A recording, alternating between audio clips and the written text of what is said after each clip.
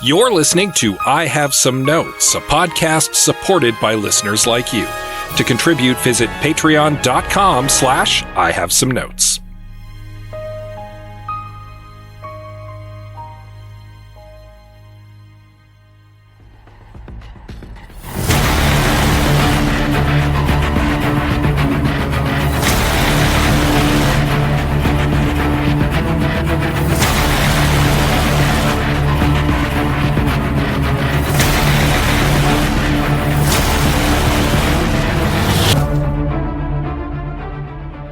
Welcome, everyone, to I Have Some Notes, a side notes edition celebrating the best and the most disappointing of the year that was 2023. I'm your host, Liam Creswick. I'm Scott C. Bourgeois.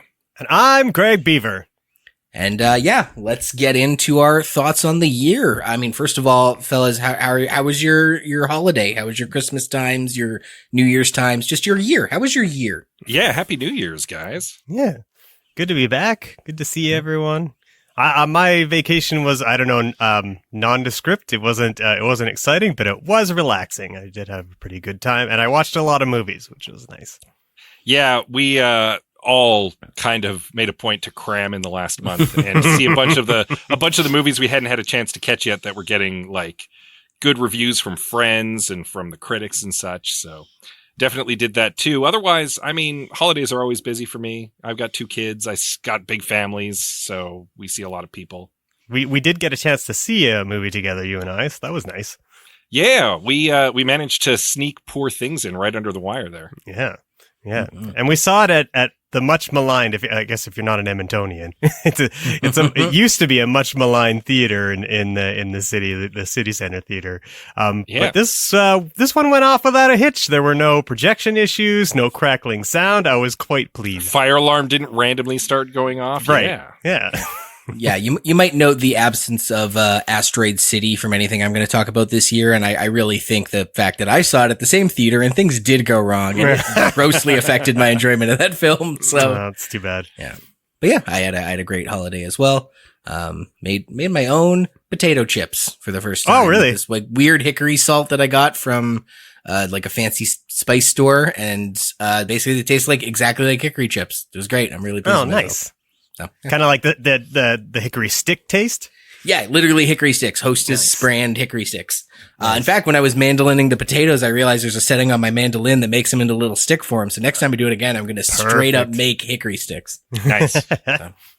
But yeah, we got a lot of movies to talk about because it was a big year for movies. So for our listeners, we're going to sort of lay out how the episode is going to go today. We're going to spend this first chunk here talking about some movies that maybe didn't make our top 3, maybe didn't make our top 10, just ones that we're stoked to talk about and think need some attention. Then we'll chat a little bit about some things that disappointed us. And then in the second half, we'll do the best of the year. Yeah, these are not our numbered lists. And part of the reason for that is because there was a lot of crossover. The Venn diagram between the 3 of us and movies that we all liked, there's a lot of crossover, but we didn't want to just all be bringing up the same movies. Yeah. So we made a point of, as Liam said, kind of spreading it out a little bit. Yeah, fancy that. 3 guys that hang out and talk about movies all the time.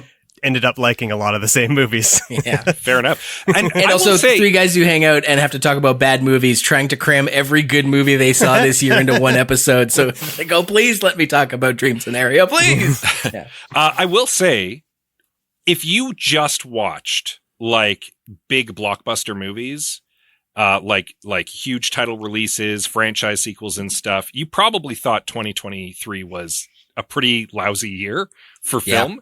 Yeah. Spoiler alert, no, there were a lot of really good movies that came out this year, but you kind of had to scratch the surface to find them a little bit.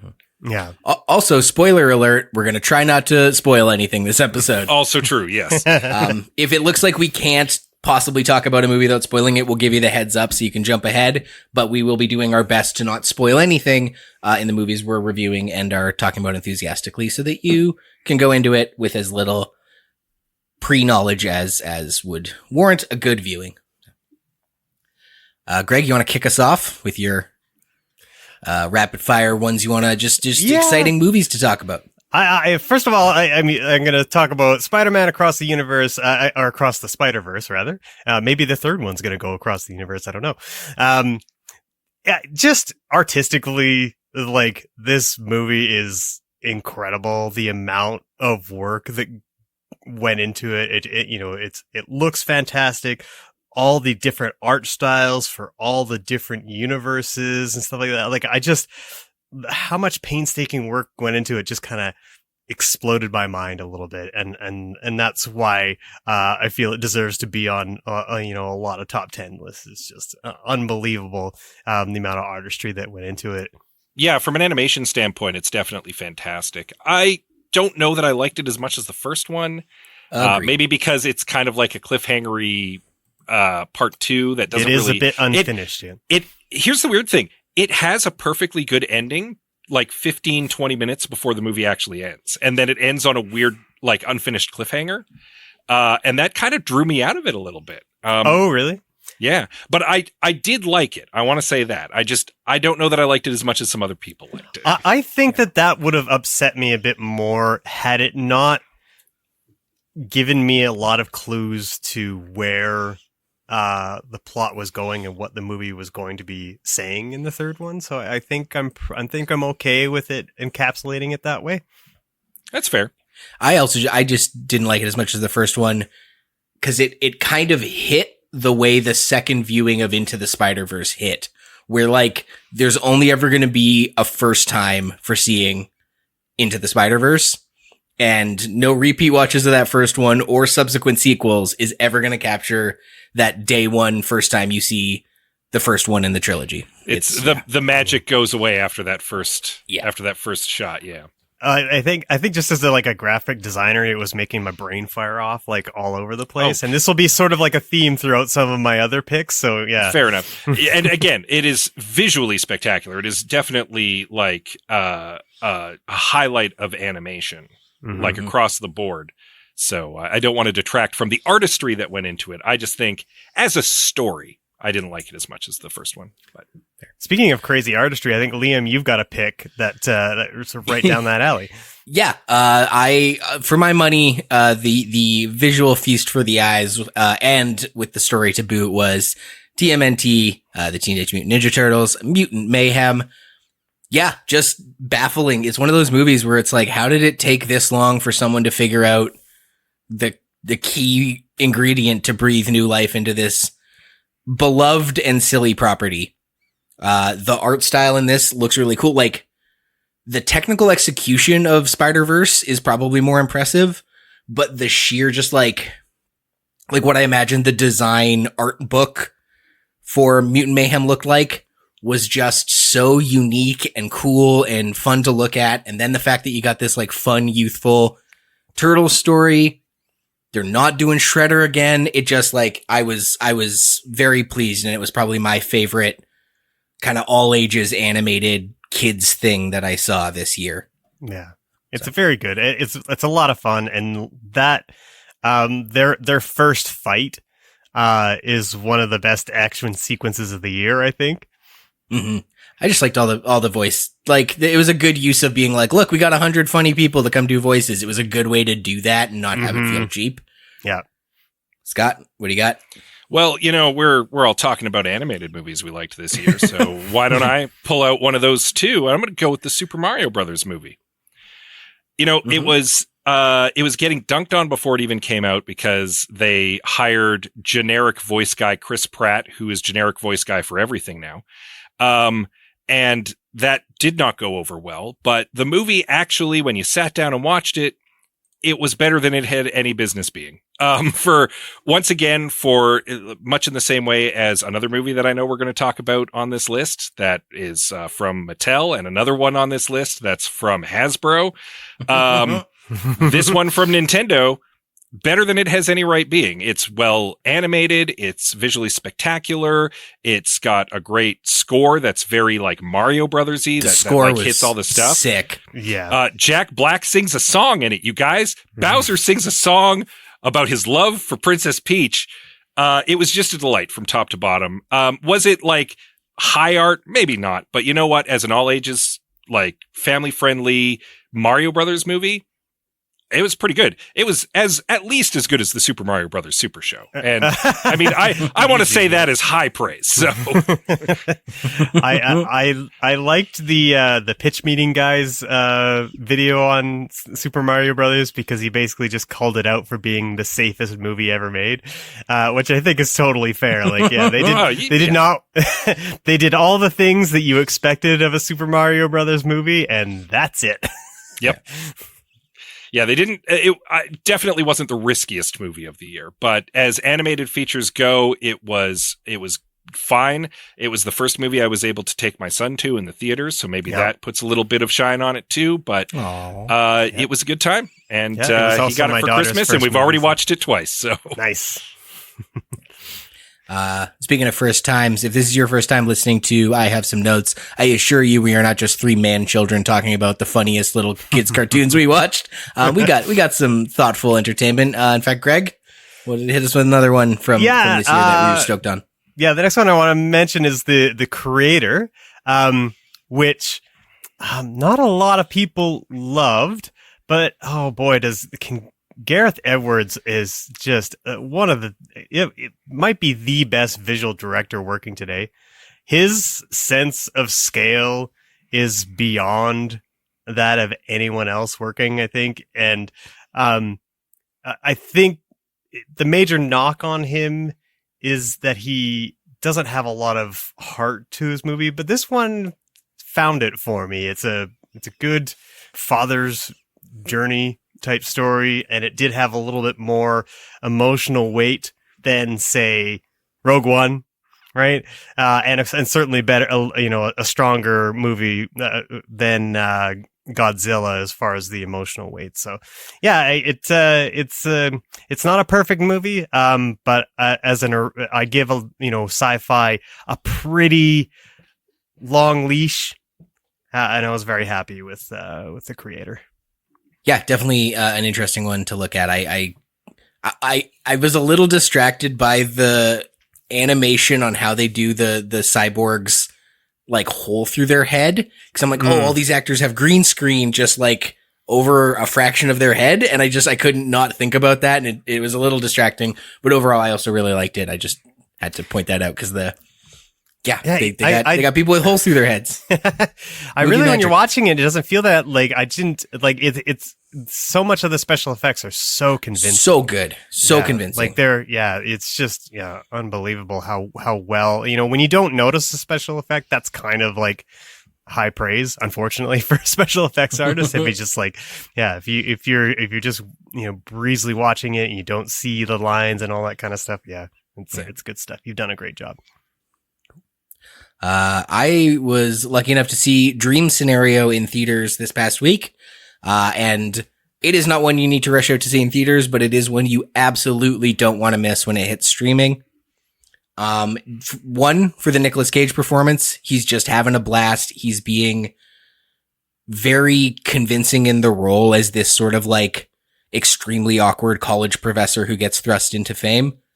And then also it's just one of those movies that has such a clear premise. If you don't know, Nicolas Cage, English or biology professor, starts showing up in pretty much everyone's dreams every night, doing a variety of things. That's that. And now everyone knows who he is because we've all been seeing him in our dreams. That's the pitch. And when you have a movie with such a strong premise like that, the thing I want to see and the thing this does well is get all the meat off the bone, exploring what, if this is true, then what would happen, right? And finding an emotional heart with it. There's a great story behind it, some interesting themes about fame and cancel culture, but in a maybe that word rustles people's jimmies, but it's pretty thoughtful in that regard. But yeah, it just really gets all the mileage it can out of its premise. So for that, don't miss Dream Scenario when you get a chance to see it. I like a good kind of high concept film that gets an idea and like runs all the way to the end zone with it. And it's just like, no, we're going to explore every possible part of this, because when they don't, sometimes you end up with like glaring things where you're like, well, what about this? And how about this? So when they really like land it, when they stick that landing, I love it. Yeah. hit a lot of the same in that regard. Palm Springs is the thing that comes to mind of just like a movie that gets all the mileage it can out of its premise. So yeah, for sure. 100%. Liam mentioned that we're not just going to talk about like low hanging fruit and just be like that podcast, but you know what? I'm going to stick with the low hanging fruit for now. I'm going to hit you with the heavy stuff later. I'm going to talk about another animated feature. We ended up watching a movie on Netflix, like a month or two ago, completely at random. It was just a random recommendation from a friend. We were looking for something to watch and we were like, what the heck? And it's a movie called Leo. It is an animated feature. It stars Adam Sandler. He plays a lizard in a classroom aquarium, or terrarium, I suppose. His best friend is a turtle played by Bill Barr. And it is a delightful movie. Like, it is legitimately like a little touching and fun. It's a musical. Adam Sandler sings some songs, and it's legitimately got some heart. It's, without spoiling anything, basically, this lizard ends up getting thrust into the hands of all these kids in the class as they end up having to like take a pet home once a week. They have to take the class pet home to look after. And he ends up helping them solve their personal problems and like helping them grow and get ready for the next step in their lives. And it's a surprisingly good film that just came out of nowhere and was like, this was a delight. So like, if you're looking for something that's just like kind of uplifting, very family friendly, and that's got like a genuinely funny Adam Sandler in it, Leo was pretty good, actually. And I would recommend checking it out. I like that you phrased it as came out of nowhere, because that really does feel like where all the Netflix original movies come from. Yep. Because like, you don't see trailers for them. You don't see like bus ads or any kind of marketing for them. You just turn on your TV one day and they're like, oh, there's a whole new Adam Sandler animated family movie. Oh, there's a whole new, who made the killer? Name escapes me. Fincher? Yeah, new David Fincher movie just drops randomly with no fanfare, no notice. Like it's... Yeah, came from nowhere is the Netflix brand. Yeah, and this one, literally, I had never even heard of before the day I watched it. Like, that's how out of the blue it came for me. And I was happily surprised. So, like, no expectations. Just go in, give it a watch, maybe with your kids. Probably have a good time. Greg, keep them coming. The only horror movie, I think, on any of our list, called Talk to Me. This is a horror movie whose premise is there's kind of like a creepy hand statue, and a bunch of kids are playing games with it where they shake the hand and tell ghosts to talk to them, and then they experience a kind of haunting. And the sequences in which they do this thing where they talk to ghosts, it's so well done, and it kind of reminds me of those moments where your imagination runs away with you and you kind of convince yourself that there's a ghost behind you or there's something trying to catch up with you or something. Like, it reminds me of those moments where you've just like your imagination has just gone beyond reason, you know. It's really creepy. And in a way that I haven't experienced in a long time. Like, I legitimately, like, this movie kind of gave me a little bit of an anxiety attack. Like, that's how creepy it was. Yeah, it's a squirmy sit for sure. Yeah. And it happens to be a horror movie with to me like a pitch perfect ending. Which doesn't happen a whole lot. There's very few movies that have that kind of, that just get right to the end and just hit all the right notes. So yeah, extremely good horror movie. It very nearly made my top 3. But I watched some other incredible movies that just, it couldn't surpass them. Yeah. But very close. I will say I haven't seen Talk to Me yet. It's one of the ones that I haven't gotten to, but I have heard that it is interesting that the movie kind of nails exactly what teenagers would do if they came across the first monkey's paw. Like, it's peer like the depiction of teen peer pressure is better than I've seen in most teen-based horror movies, and pressuring them to do something stupid is kind of the inciting incident of a lot of teen horror movies, and this one earns it. Like, sticks it. Yeah. There's one I want to bring to people's attention. I would encourage you, the less you know about it going in, the better, because I watched it pretty much blind, and that gave a lot of, it helped me enjoy it quite a bit more, not knowing where it was going, even though not only is it based on a true story, the hook of this film, called Reality, is that it is the transcript, the real honest to goodness legal transcript of an interview between two FBI agents and a woman whose first name happens to be Reality. And it was just like really well executed, because I've never seen a movie use a transcript as the script before, because it adds a lot of sort of filmmaking challenges that I think are really interesting. I recommend it. And then the thing I think the thing I liked the most was, how do you foreshadow in a movie where it's a transcript of an interview?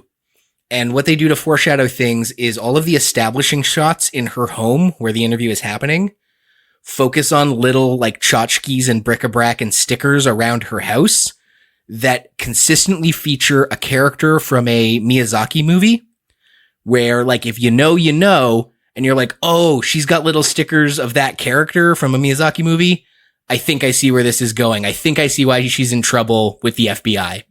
And then also because it's based on a transcript, it's like an hour 20. It's like a pretty tight watch. So, check out Reality. It was on Crave when I watched it. So, I'll stick with some low-hanging fruit, and I'll do what I think might be the only non-Spider-Man Marvel movie that any of us are going to have on our top lists. Mm-hmm. And that is Guardians of the Galaxy Volume 3. It was a pretty good final chapter to the Guardians of the Galaxy films, which were already kind of highlights across the board for a lot of the Marvel stuff. I mean, it's James Gunn. He's good at making a movie about dad issues. And yeah, I thought it was a good finale. I like that it centered on Rocket. I like that we got a lot more of a deep dive into his backstory. The villain was really good. The way that the character arcs for all of the Guardians kind of came to a nice, satisfying end in the movie was really good. I felt like there was real stakes at some points too. Sometimes you watch these movies and you're like, you have that James Bond kind of feeling where it's like, well, obviously Bond is going to live. The tension comes from like, how is he possibly going to get out of this scrape? But because this was the last Guardians movie, and we knew that, there were some instances where I was legitimately like, oh no. So like, yeah, I think he did a good job. I think it was a solid end to the franchise. Probably just scrapes into my top 10 for the year, but yeah. And I know a lot of people really liked it too. So I'm sure I'm not having a controversial hot take saying Guardians of the Galaxy Volume 3 is good. I enjoyed it quite a bit as well. In fact, I know a lot of people objected to some of the sort of animal harm themes of the villain. But I thought that actor did such a good job. Just the line, like a couple characters mentioned like, oh my God, or God help us. And at one point, what's the character's name? The High Evolutionary? High Evolutionary just turns and looks like, there is no God. That's why I stepped in. It's so good. We're back to me, right? Sure are. I will talk about, No One Will Save You. This is another movie, as Liam had mentioned, that may be best viewed if you don't know much about it. So maybe skip ahead a little bit if you want to just check it out sight unseen. No One Will Save You's big hook is that there is no dialogue in the movie. So this might intrigue Liam, since that was his pitch for Rebel Moon. But one of the most impressive things about this movie is that because they don't have any dialogue, they've really worked hard on the sound design. This is a sci-fi movie that is about an alien invasion.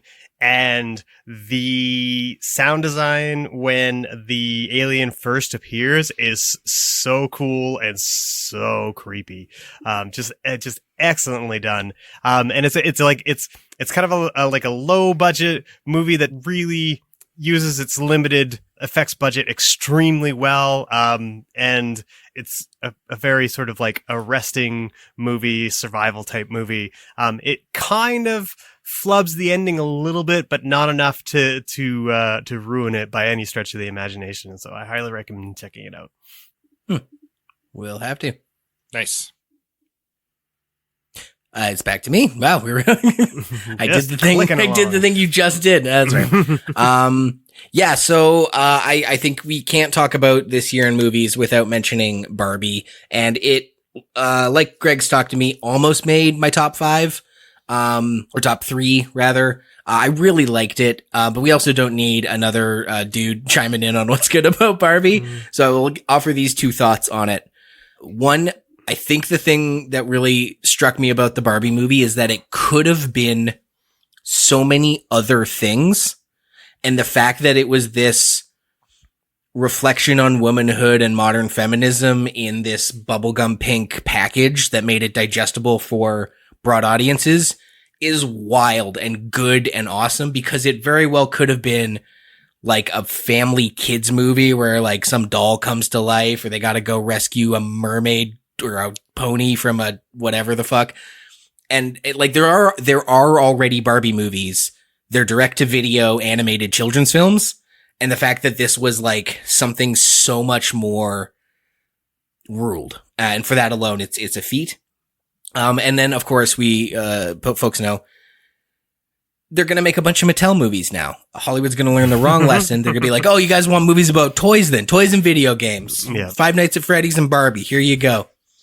But I really hope they learn the proper lesson from Barbie, which is take existing IPs that are familiar and fun and use that to talk about important social issues. So like if they're going to make about something, right? So like just off the dome, I'll just pitch this to Hollywood. If you have this for free, if you're going to make like maybe a Hot Wheels movie, sure, it's going to be fast cars, going to be zippity floopity loop tracks, but it should really be about our urban dependency on car infrastructure and the unviability of car culture. Maybe a Polly Pocket movie about the housing crisis. Or, I mean, doesn't all have to be leftist woke stuff, you know, for the rightoids out there. Maybe like an Ayn Rand objectivism discussion through Mighty Max, right? He's literally mighty and you can't make him share. So, yeah. I think what I appreciate about Barbie, and maybe this also applies to your top movie of the year, Liam, is that it's sort of a trend I'm noticing now with some really good movies where the character that is causing the most conflict in the movie is maybe forgiven, but not allowed to get away with it. Not allowed to get away with their behavior, and I love that. It's something that I feel like that's been a part of like movies like Get Out as well, where the people that it's aimed at aren't let off the hook. You have to sit and stew in what the movie is presenting and the problems with that person character, and by extension maybe your character as well. You have to sit and just deal with it, and I think that's a wonderful new trend with smart writers. Mm-hmm. Yeah, I just did the thing too. where there was a pause, on the fifth one. We'll be, and I realized that it was my turn. Well, I've done 3 kind of low hanging movies. Three that were just kind of good enough to check out, and now I'm going to get into stuff that I think is really good. And I'm going to start with Asteroid City, which is Wes Anderson's latest oeuvre, and I really liked it, and I know that it was a bit polarizing. I know that there's people who like Wes Anderson but didn't really get Asteroid City. Asteroid City is a very existential film. It is probably Wes Anderson's most existential film. It's very much about the artistic process, but it's also about how that relates to like lived life in an interesting way. I was captivated by it. I thought it was a beautiful movie. I thought it was meditative in its pacing. I liked the performances. I liked the framing device of the film. It spoke to me, I guess is the best way to put it. Maybe because I'm a writer, it spoke to me. And I really liked it. And, again, I can see why this one, of all of Wes Anderson's movies, it's very hard to like meet on its own level. But if you can, I think you'll get a lot out of it. Yeah, I couldn't. I mentioned in our chat that I had actually fallen asleep to it. Again, it's the pace is almost like meditation. Like it's very deliberate and it's very almost stilted, but it has a purpose. It serves a purpose. I think it's not necessarily Asteroid City that fault that I fell asleep to it. I was actually quite exhausted last night. But I did pick it up today, and I watched the back half of it from what I missed. The whole teleplay angle of it was not working for me for most of it, but damned if it didn't at the last possible moment hit you with an arresting, emotional scene that brought that whole teleplay part of it together. And I was like, fuck you, and Wes Anderson. Even when I feel like I'm justified in not liking your movie, somehow you bring it all back. So I guess hat tip to you, bud. Yeah, I mean, halfway through the movie, I was lost. When I was watching it, but it really it drew me in so far that by the time it got to the ending, I was like, I get what you're talking about. Like I grokked the movie and I enjoyed it. It does come into focus very quickly. Yeah, I'm excited to watch it again because, like I said, I was distracted by being annoyed at City Center Theater. And so I followed it, like I tracked. It was as good as any other Wes Anderson movie. But when I started seeing people online picking it apart, talking about the existential themes and the big ideas that aren't usually present in his stuff, I was like, damn, I got to give this another shot because, I was distracted. It's a sound issue, if I recall. There. Yeah, and again, I know this one was a bit polarizing. I think it's because it's a little obtuse for a lot of its runtime. But I think also it does have actually a major issue, which is almost all of the characters feel like they have the same demeanor. There's not enough contrast between one character and the next, and they're usually in a Wes Anderson movie, you get enough fun moments that sort of like bring you out of it kind of thing. Yeah, there's a bit of a gradient. Yeah, and that doesn't really happen as much with Asteroid City. So I think I do think there are legitimate reasons to not like this movie, but I also acknowledge that, it's still a lovingly crafted film that I think has something to say, and that's worth watching. Yeah, it's I certainly wouldn't fault anyone for not liking it. Greg, you're back at the top of the order. Yeah. So and also you're welcome for your last pick here. Yeah. Liam brought me out to this movie. If you've listened to these episodes before, our best episodes before, you know that I usually find a way of sticking a documentary into my list somewhere. And this one, usually they're pretty dark and contemplative documentaries, but this one was just a lot of fun. It's called the Lebanese Burger Mafia. It is about the chain of Burger Baron restaurants that are across Western Canada, across the prairies. And I think what I love so much about this documentary, it's locally created and it's excellently crafted. You could easily put this up against any other major documentary that I've seen this past year, and it wouldn't look out of place. And I know some of the people who were involved in the production of this, and I'm just so stoked for them to have created such an excellent movie. But also it's just a lot of fun because all the characters in this that are involved in this Burger Baron franchise are such, I don't know, is it fair to call them? They're very eccentric. Let's just put it that way. And it's like it's just really joyful to see the conflicts and culture that's surrounding it and stuff. Yeah, it's great. Yeah, one guy's telling the story one way, another guy's telling the story the other way. There's a lot of that. A lot of like stubborn old eccentric weirdos insisting at each other. Yeah. It's a documentary Rashomon about a burger franchise. Yeah, kind of. That also gives away the ingredients for the famous mushroom burger served at most Burger Barons, all Burger Barons. Yeah. And after we watched that movie, I went and bought some burger patties, some mushrooms, some cream of mushroom soup, and all the stuff that goes in it. And the next day I made my own mushroom burgers because it was, makes you want a mushroom burger. I really want to ask Omar, like, what went into his decision to reveal that recipe. I like, was it just like, it was a great narrative way to complete the documentary, or was it, or did something else go into it? Yeah. Because it's just right at the end. His brother's like, "Look, man, it's just Worcestershire sauce, Tabasco, and soy sauce into the cream of mushroom soup. That's all it is." Spoilers. I guess spoilers for burger recipes. I said I wouldn't spoil any movies, not recipes. And my pick here, my last one that I want to talk about, can't even spoil it because it's a comedy special. I watched quite a few comedy specials this year.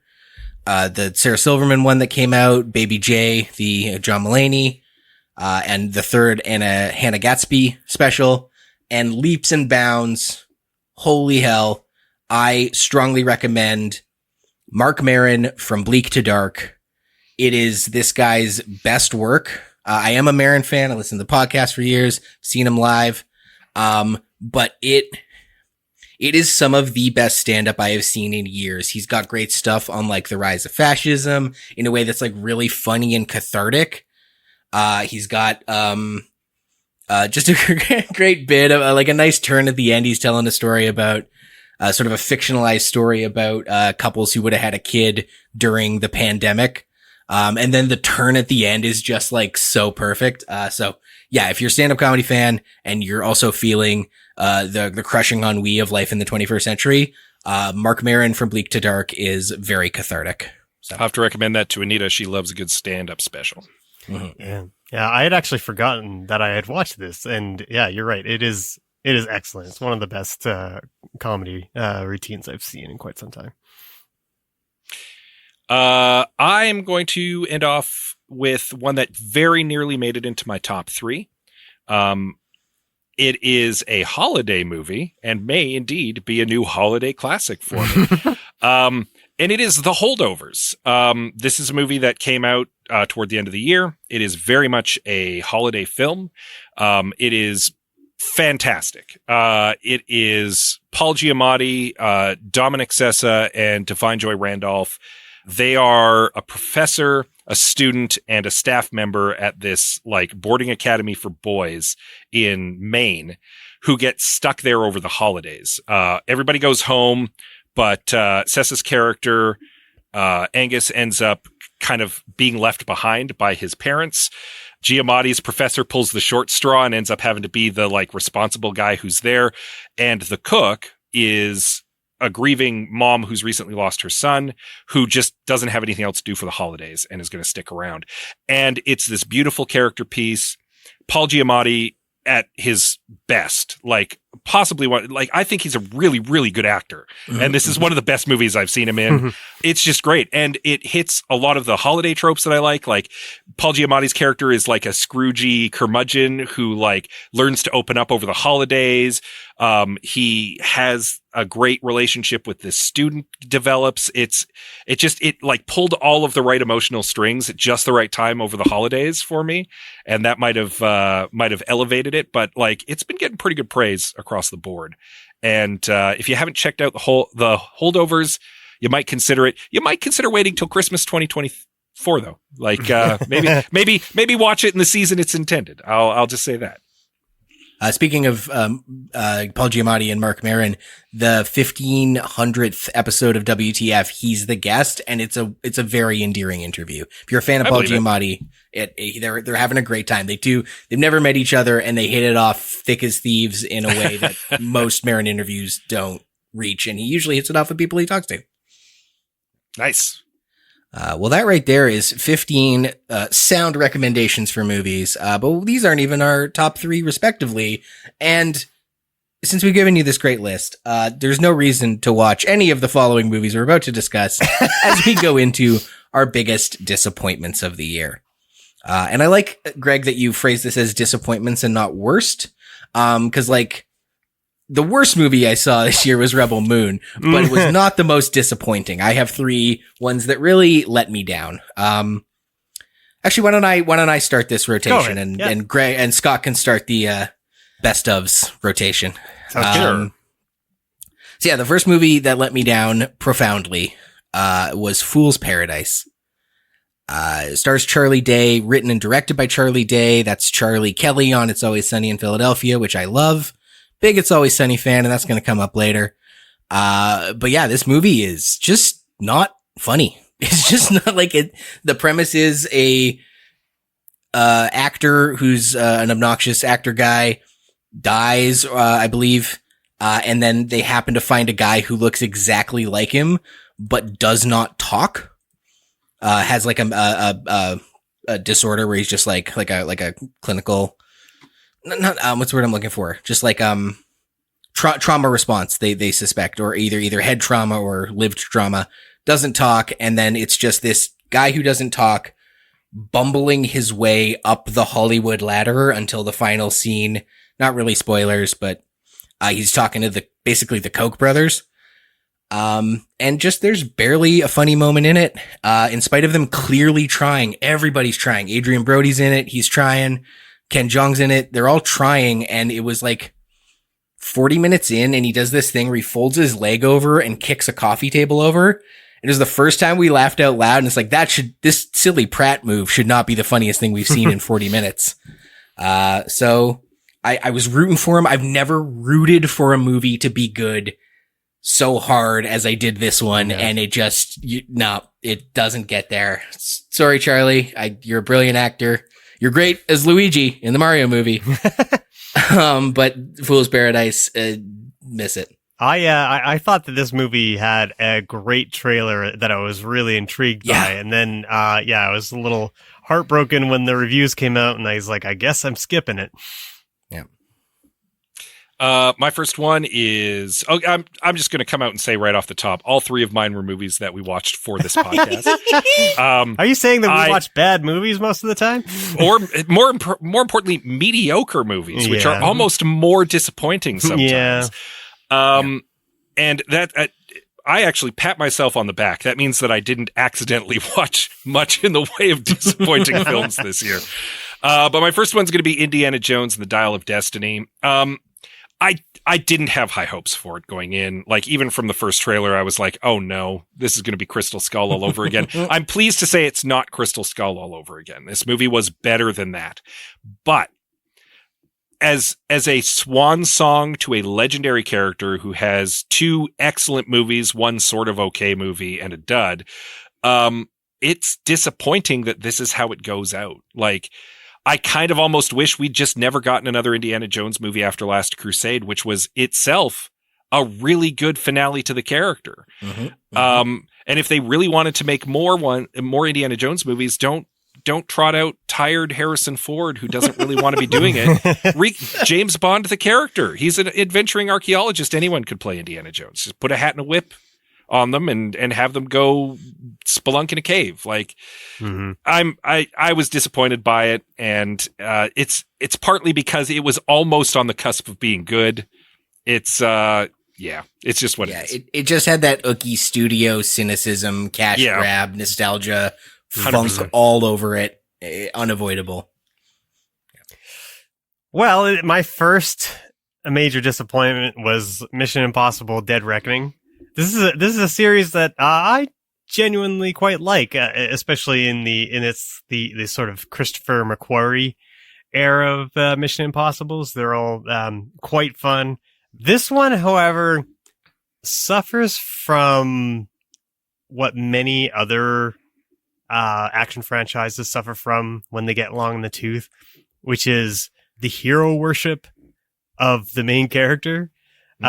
He, in Dead Reckoning especially, Tom Cruise inhabits this sort of like Jesus-like status within the world of Mission Impossible that really contradicts what I think makes Ethan Hunt an interesting hero. He has kind of a diehard element to him where he gets beat up. He screws up a lot. He's not perfect.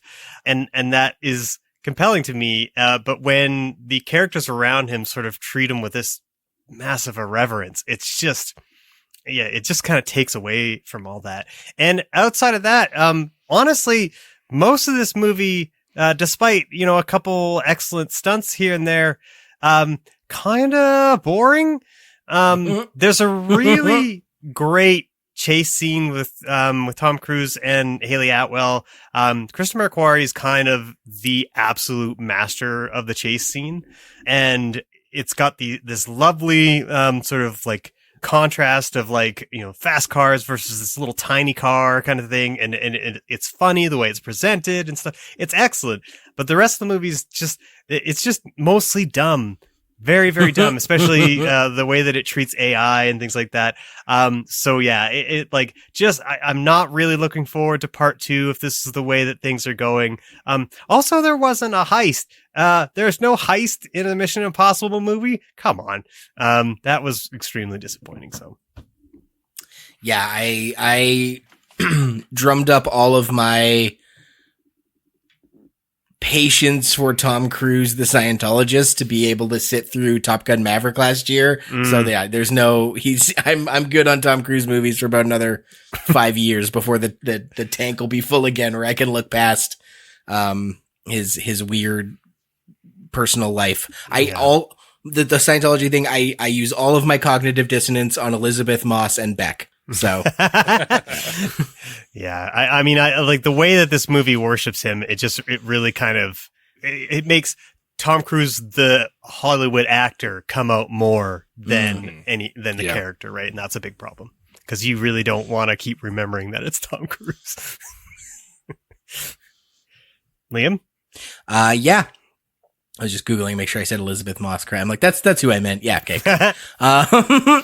Yeah. So this one, okay, it was disappointing to me personally because I am a huge fan of the Venture Brothers cartoon. It's an Adult Swim cartoon. If you've never heard of it, 7 seasons over 15 years. They come out like the Olympics. It's so good. I've got the art book. I've got the whole series on DVD. I've got multiple copies of the DVDs of the seasons. I love the Venture Brothers, and they finally made the movie to end it all, put a bow on the series. It essentially served as the series finale. So the film was Venture Brothers, Radiant is the Blood of the Baboon's Heart. And as a conclusion to the series, it's pretty good. It ties up all of the loose ends. It answers the questions you want answered. It does the job of ending the series the way you hope the last, 7 seasons in a movie, 6 seasons in the movie is the phrase, but there's 7 seasons of this, the way you'd hope to. But the movie itself as a standalone piece of fiction has a real anticlimactic ending to the story present in the movie. Specifically, it tries to do this really clunky thing where it expresses 2 themes right at the end. Don't want to spoil anything, but let's just say literally a character voiced by J.K. Simmons goes, the akin to, the real treasure is the friends you make along the way. Also, recycle. It's no, it's one or the other. Either the message is the real treasure is the friends you made along the way, or, people can change or whatever it is. But they really clunkily try to have 2 thematic conclusions that just not just doesn't land, but is almost cringy hearing him say it in a way that completely deflates the drama of the ending. And yeah, when you want to talk about the word disappointment, this one stung because I love the Venture Brothers and this is the last we're going to get of it. Yeah. So. Bummer. Yeah. My next one is disappointing because of the name at the start of it. One of my favorite movies from the last several years was Shin Godzilla. I thought it was great. I thought it was a highlight Godzilla movie. I highly recommend it to this day. If you have not seen Shin Godzilla, seek it out. It is great. We watched Shin Kamen Rider for this podcast, and so my hopes were actually moderately high going into it, and boy, was that kind of a disappointment. I mean, we discussed it at length on an episode. I don't need to really go into much more than to say that it felt like too much soup crammed into a very small can of soup. And it's just spilling all over the place. It just came out like snakes. Yeah, they try to cram like 3 seasons of television into a 2-hour movie, and it does not work. It could have been better than what it was. And that to me is kind of a crying shame because it's shot really well. It's got some fun characters. It's got some good action scenes. It's not well structured, and that left me flat on it, which is unfortunate because again, Shin Godzilla, really liked it. I wonder if Shin Ultraman will split the difference. I'm still seeking that one out. That's the third of the Japanese like Shin movie revival things they're doing. So I have to check it out. My next disappointment was John Wick Chapter 4. Now I am going to spoil something for this, so skip ahead. But there's a scene in John Wick Chapter 4 where John Wick needs to get up a long flight of stairs in order to complete his mission. And he keeps getting punched down the stairs over and over and over and over.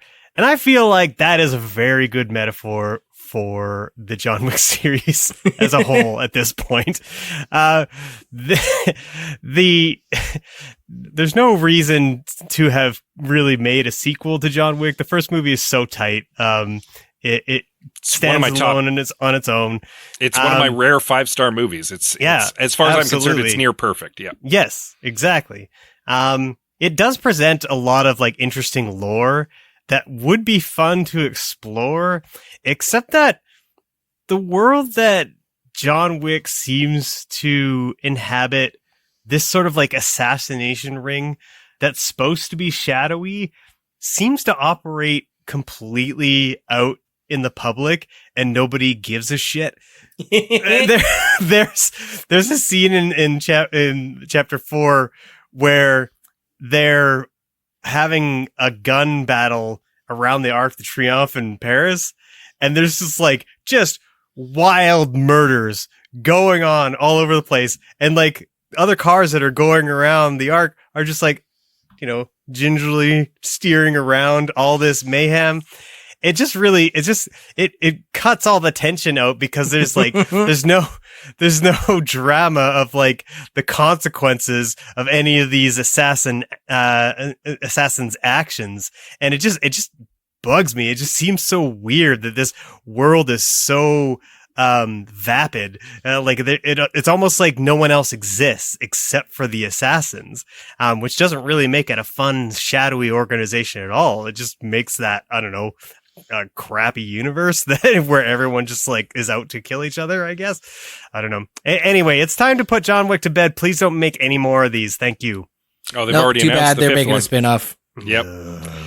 I think I want to say it was Mikey Newman from Movies with Mikey who described the John Wick movies at this point as being like Step Up with guns. You're not even really tuning in for the story. You're just showing up for the gun battles and for the action choreography. Yeah, and even that is not as good anymore. Look, like all due respect to Keanu Reeves, he is not as young as he used to be, and he does not move like he used to. So it's it's getting a little rough there too. Kind of diminishing returns. Yeah. I was very disappointed by Ant-Man and the Wasp: Quantumania. I'll keep this brief. Specifically, I love MODOK, and they didn't do MODOK good. I also love Bill Murray, and they didn't use a Bill Murray cameo very well either. So not only is that movie bad, its characters and cameos are disappointing. So. Yeah. A movie we kept teasing that we were going to do on the podcast. We finally talked about it, and that is all we're saying about it. We'll save it for when we do it, probably later this year. My last one is also our most recent episode, you guys. My third big disappointment of the year was Rebel Moon Part 1, A Child of Fire. And you're probably saying to yourself, but Scott, how could you possibly be disappointed by a movie you knew was going to be bad? Okay, couple things. First thing, I'm like Greg. If you're giving me a new sci-fi IP, and I think I even said this on the last episode, like I respect taking a big swing on trying to come up with a new sci-fi IP. I give you a lot of leash. I'm gonna like spool it out and let you go and see what you do with it. And the second thing is that the first act of this movie, and Greg and I discussed this on the last episode, is very compelling and really kind of hooks you in. And then the rest of the movie is hot garbage. Yeah. It's cut to crap. It's full of holes. There's very little to no character development, and it just completely falls. Like, it doesn't even fall flat. It just like scrapes its face right across the finish line. It's really sad. So yeah, huge disappointment. It came out strong and just absolutely biffed it. Yeah. Yeah. Had it not had that good first act, it might you might not consider it a disappointment. Now I feel like this is just bad. But yeah, it like teases you. It tickles your balls a little. It teases you with the promise of a good movie to come, and then it completely squanders it. Yeah. So big disappointment. Rebel Moon Part 1, A Child of Fire. There you go. All right. My last disappointment is an Amazon movie called Totally Killer, with a killer premise, I guess. This is supposed to be a slasher movie that's done in the style of Back to the Future. Unfortunately, I know the one you're talking about. Okay, it just hit me. Okay. Unfortunately, I feel like the people that wrote this movie either didn't see Back to the Future or just didn't understand it. Most of its similarities with Back to the Future are when the characters out and out say that this happened in Back to the Future. It looks like a Hallmark movie. It's shot poorly, very poorly edited. Yeah, it's a mess from beginning to end. There's no fun when she does time travel back to the past and meets her own mom and stuff like that. There's very little the way of like funny jokes or fish out of water humor or any of that stuff. It's just an absolute mess. And I was disappointed because I had heard through the grapevine that some good things about it, and when I watched it, I was like, this doesn't look good. I think I'm in for a ride here, and yeah, I was not having a lot of fun. Interesting, because it's got 87 on Rotten Tomato that's critics and 77 fucking audience. Wild to me. That is absolute horseshit. I can't Most of the believe critic reviews, Richard Roper was into it. We got Craig Mathis. I don't know who that guy is, but yeah, no, it's critically beloved. No. I don't criticize critics as a general rule. Yeah. But they're all wrong. Don't watch it. Fair. Great. Yeah. What a year in movies it's been. But also we had some ones that really stuck with us, some ones we're really excited to talk about. The best of the year, coming up right after this. I'd like to get more reading done, and joining a book club seems like a good idea, but I don't know. Why not? Reading a whole book in a month, that's pretty daunting. What if it was just a chapter, say a week? That doesn't sound too bad. Still, getting together with a bunch of people, that's a whole evening. Well, what if it was only half an hour, whenever you wanted to? That would be great. The Read Along, a mini book club for your ears. Join my wife, Anita, and my husband, Scott, as we take you on a journey through a good book, one chapter at a time. Available right now on your podcatcher of choice.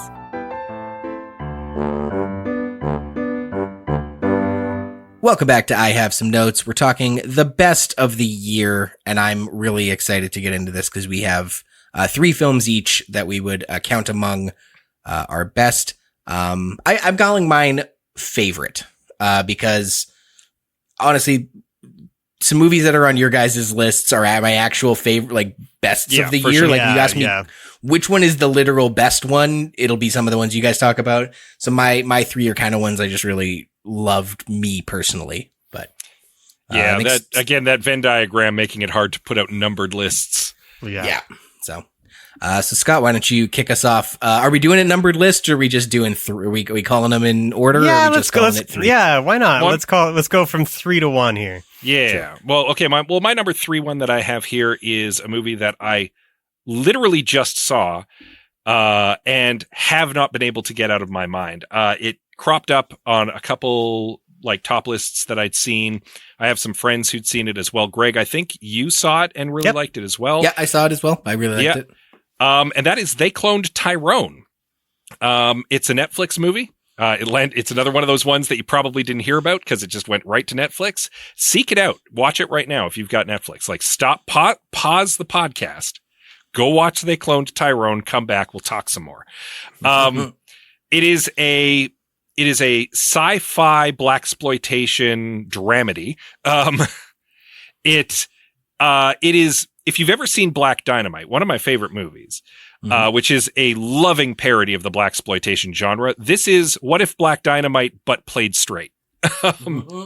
Would be a good way to describe it. It is fun. It is funny. It's got a really fun kind of sci-fi twist that it isn't really a spoiler to say it's right in the title. They cloned Tyrone. And it has some great performances. John Boyega is a star. Yeah. Jamie Foxx is doing some like absolute great work. Teyonah Parris is fantastic in this movie. It is really good. It's got a great setup. It's got a fun climax, and it's got a punchline at the end that like stuck with me for the rest of the day and that I still am smiling about. Check out They Cloned Tyrone. I can't sing its praises any higher than I already have. Yeah. I still think I like Sorry to Bother You better, but it trafficked in a lot of the same ideas fun, heightened reality as Sorry to Bother You. Yeah, Sorry to Bother You. I mentioned Black Dynamite. Even Undercover Brother like hits on a lot of the same kind of themes. Underrated movie, might I add. But They Cloned Tyrone was good, and it was a lot of fun. Yeah, Netflix with the like... So this one I had seen a trailer for, even though it's a Netflix movie before it came out, and I was eagerly awaiting its release. But yeah, just Netflix is a studio. Like the wild swings of like the highs they hit and the lows they fall to is baffling. It's and the ones that seem to get the most push on a marketing level seem to be the ones that end up being the worst. Like that Gal Gadot movie, right? That was, I think that got pushed heavily, and it was very much maligned. Yeah, and it's almost weird because the movies that they tend to push are the ones that tend to not be very good, and you have to really like look for the really good ones. Sweet. Greg? Yeah, my number 3 was a Netflix movie, speaking of good Netflix movies, called Leave the World Behind. This is directed by Sam Ismail, stars Julia Roberts, Ethan Hawke, Mahershala Ali. Stellar cast.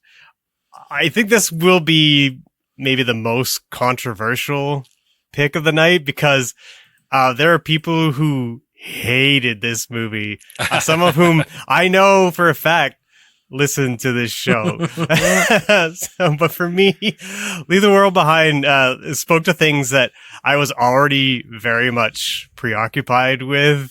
It affected me.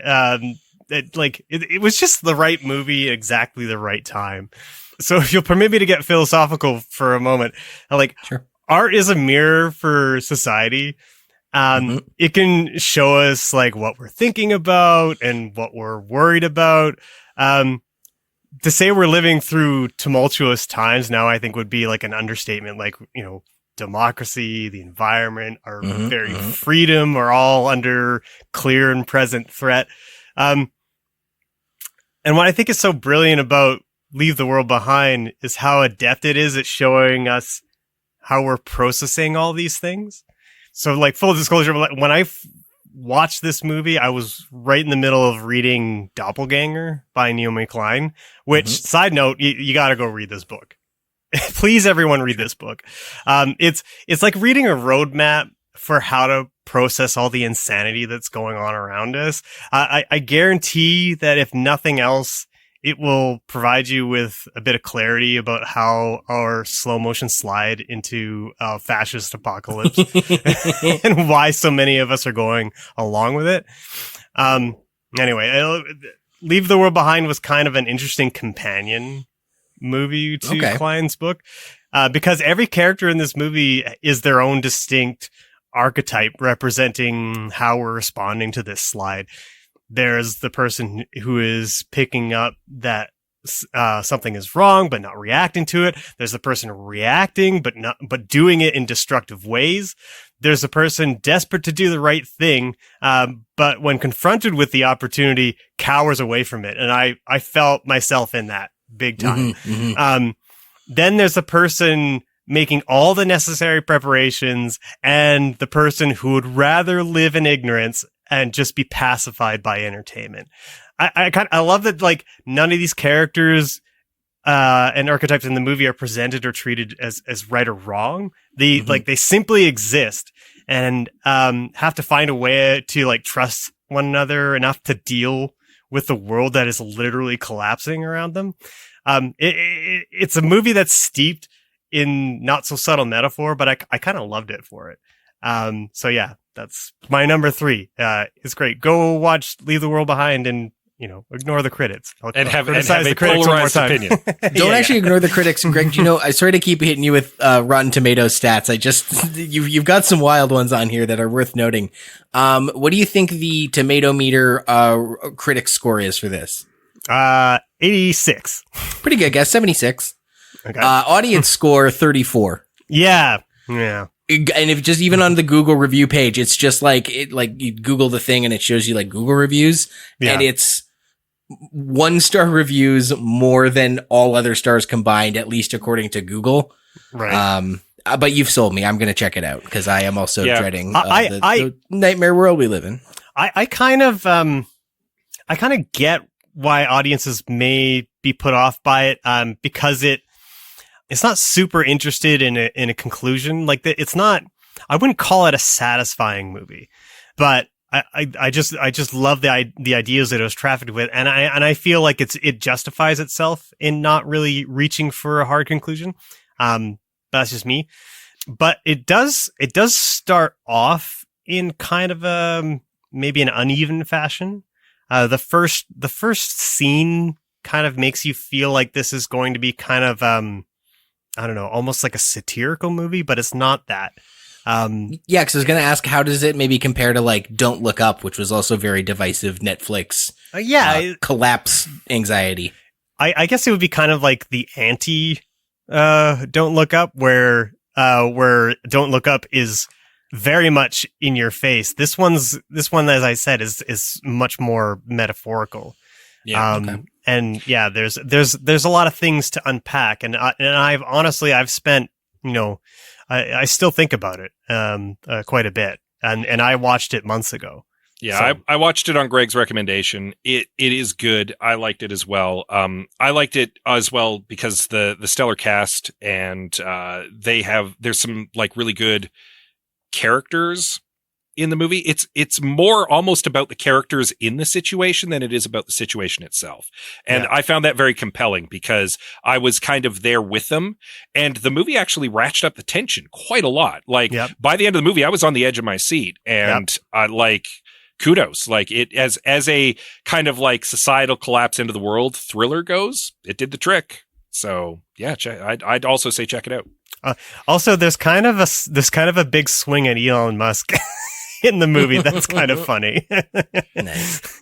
You kind of like when it happens, you're kind of like, how did they get this cleared exactly?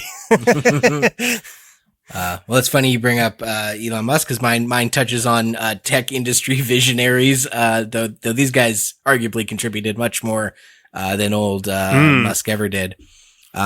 But like I said, my favorite movies of the year, the best movies of the year were going to be on your guys' list, but the ones that I was excited about, the ones that I was stoked to talk to people about, I've been waiting for this one months before it came out, ran to the theater to see it, mostly based on the actors in it. I loved Blackberry, the biopic about Research in Motion, the Canadian company that invented the Blackberry device. I'm a big fan of Jay Baruchel. I like him in movies when he shows up. Kind of just always kind of liked his vibe. Like he's just always kind of playing the characters I associate with. And I know like, I'm actually going to talk about this a bit in my favorite of the year, but I sort of chuckle when people are like, oh, you're a white dude, so you always see yourself in movies. And it's like, I know what you mean. And yes, but also look at me. Do you think I look at Chris Evans and Chris Hemsworth and Chris Pratt, any of the Chris's, and be like, oh, that's me. I see myself in that. I'm not even aspirationally like, oh, I aspire to that. It's like, I don't even aspire to that. So I always like the kind of characters that Jay Baruchel often gets cast in. Mm-hmm. And then I also, as mentioned in the Fool's Paradise bit, love It's Always Sunny in Philadelphia, and specifically the whole cast of that show. And I was so excited to see Glenn Howerton play a villain, or at least an antagonist. Or at least an unhelpful ally, depending on which portion of the movie you're watching. Did you guys get a chance to check this one out? No, I haven't yet. Oh, it's on CBC Gem now. They broke it up into 3 parts. I don't think they added anything, but they're presenting it like a mini series instead of a movie. But it's just like both of the characters are so realized by the 2 actors that it takes an otherwise run-of-the-mill, corporate rise and fall story about, like we started the business succeed, the business faced challenges, and in the end, bad happened. Spoiler alert, you don't use a Blackberry. Yes. Yeah. Yeah, that's just no spoilers for reality. Yeah, so just for Glenn Howerton as that guy alone, it's worth it. There was talks of him playing Lex Luthor, which I got really excited for, and that might not happen. You can definitely see it now, but yeah. Just a really well realized movie. Also a Canadian film, so you gotta like big ups to the Canadian film industry. And director Mac Johnson, I'm just excited to see what he makes next, because this really holds its own with the best in the genre, and the fact that it's Canadian, it doesn't have that like Canadian stank on it that you can kind of tell was made in not Hollywood, but also not Vancouver pretending to be anywhere in America. It's a Canadian movie in the best way. Little detail I want to throw out that I liked. Early on, they're driving in this like shit bucket car to a meeting frantically, and you can just very faintly hear mid-90s No Effects on the tape deck, like the band No Effects. And it just like, it immediately puts you in that place of like late 90s, early 2000s. Everyone's hair is kind of weird, but overall, it's just like, for the performances alone, it's a brilliant film. Yeah, I also dug this quite a bit. As a huge hockey fan, Jim Balsillie is a notorious lunatic for his attempts to purchase a hockey franchise. So it was very fun to see his rise and fall. Yeah. Who's the guy who owns the NHL? What's his name again? Bettman? Doesn't own it, but he's the commissioner, Gary Commissioner. Bettman. Bettman. He owns it. I'm not a sports guy. One of the alumni from This Hour Has 22 Minutes plays Bettman and does a great job. Yeah, it's a very, if you like that portion of that guy's life as a potential hockey owner, they do touch on it significantly, and it is kind of one of the more cathartic moments of the movie is he gets his comeuppance in the form of his hockey ambitions. So. Yeah, Blackberry. Well, my next movie, my number 2 pick, is also about an inventor, but a very different inventor. An inventor who invented a weapon of mass destruction. I loved Oppenheimer, you guys. I went and Barbenheimered. I did the double feature. I watched Barbie and then I watched Oppenheimer. Oppenheimer stuck with me for months. I'm still thinking about it. I want to see it again, and I haven't had the chance yet. Oppenheimer's a masterpiece. Like, it's Christopher Nolan at his most Christopher Nolan-y. He's taken the craft that he's been honing over the years, and he puts it all out there on this biopic, and it is a home run. It's superbly shot. It's framed brilliantly. It's beautiful to look at. It's acted by like just a standout cast that are all just like knocking it out of the park, just like home run after home run. I cannot sing Oppenheimer's praises enough.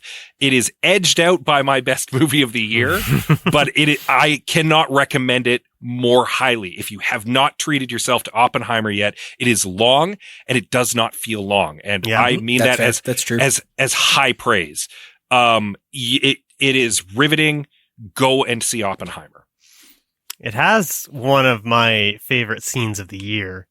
It's just Lauren's after Pew sweaty tits. No, but that wasn't that bad. I mean, it's an okay scene too. Where it's just after the bomb is dropped and he's talking to the team that had put everything together, and he's having kind of an existential crisis, and just the way the sound design in that scene, the way everything drops out. And you're hearing the crush of people's feet stomping and like then screams and all. It's a completely arresting scene. It's brilliantly designed. I loved it. And yeah, it's Christopher Nolan showing the effects of an atomic bomb going off without showing the effects of an atomic bomb going off. It's genius. Yeah.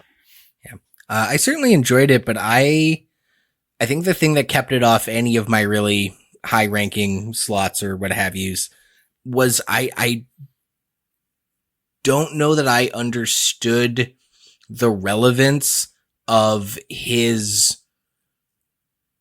having to explain his socialist ties in the last act of the movie. And and maybe you can explain it to me. I don't know, but I wanted more of the heart-wrenching moral weight of his actions to be explored. It's about the movie is fundamentally about how we laud and then tear down and discard the innovators and the great thinkers. It's a cyclical process. It's happening to Oppenheimer in this movie. It happened to Einstein before him. It will happen to other people again. Okay. And that's kind of what that's about. It's showing his rise, it's showing his fall, and it's kind of framed around how this always happens.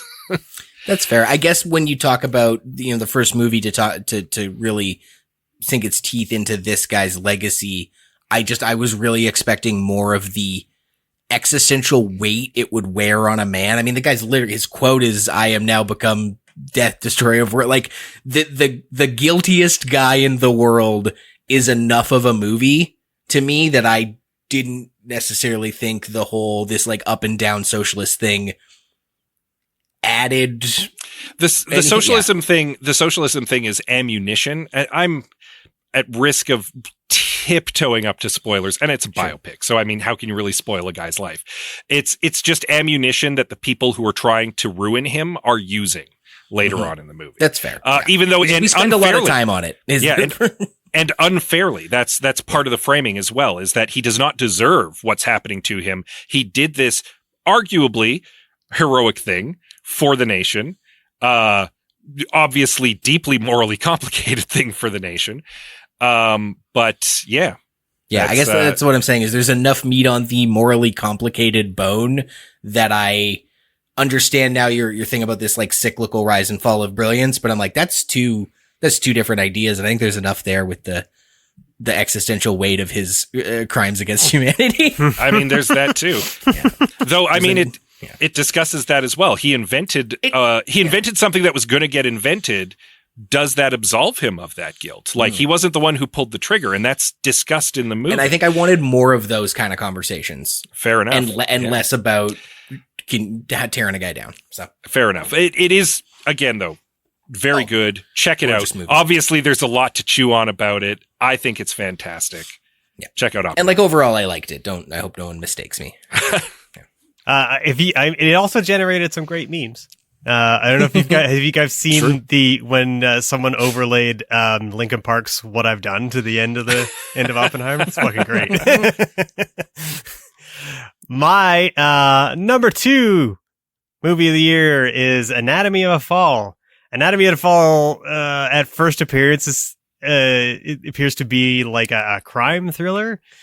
The story is after an argument, the character of Sandra's husband falls from a 3rd story in their house and dies, and then Sandra is indicted for murder. And you'd be forgiven for thinking like this is kind of like a "did she do it" type of movie. But really what Anatomy of a Fall is like this slow, pensive, detailed examination of relationships and all their complexities played out in a courtroom drama.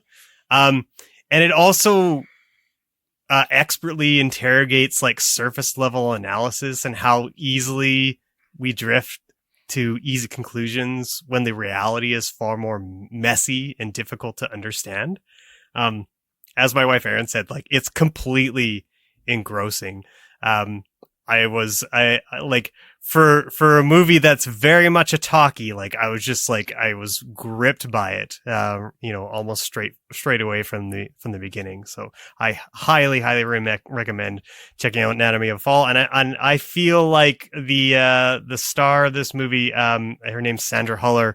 I feel like she should win awards for her performance because it's absolutely masterful. Yeah. I'm a little disappointed. Do you guys recall in September, I was trying to rally us to go to the Edmonton International Film Festival as a side notes thing. And just like, you guys got kids, I got dumb comedy projects. We couldn't make it work. We all ended up, busy. Just not doing it. This was one of the ones that fell on the night we could have gone, where we're considering going. And the reason we would go see it is it was the night we could all go see the movie together, potentially. Still didn't turn out that was the case, but when I was looking at the Edmonton Film Festival lineup, I'm like, I've never heard of this movie. I can't tell one pretentious drama from another. I don't know which one's the one to see, and we won't know until after the festival when people are like, the best thing I saw was this.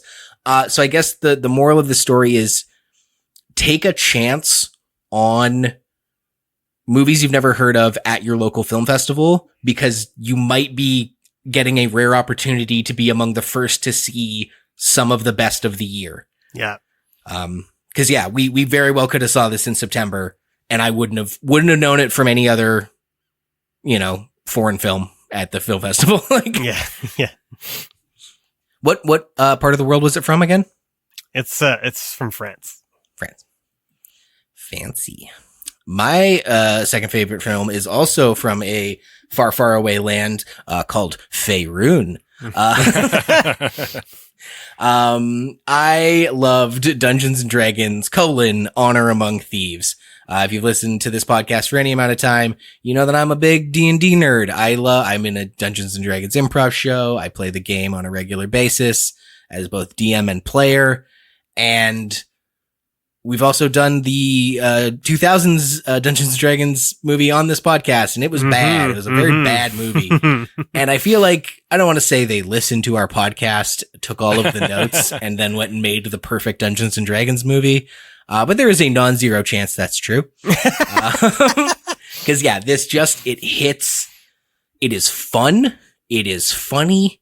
It is full of adventure, and as we discussed in the Indiana Jones episode, there is a difference between action and adventure.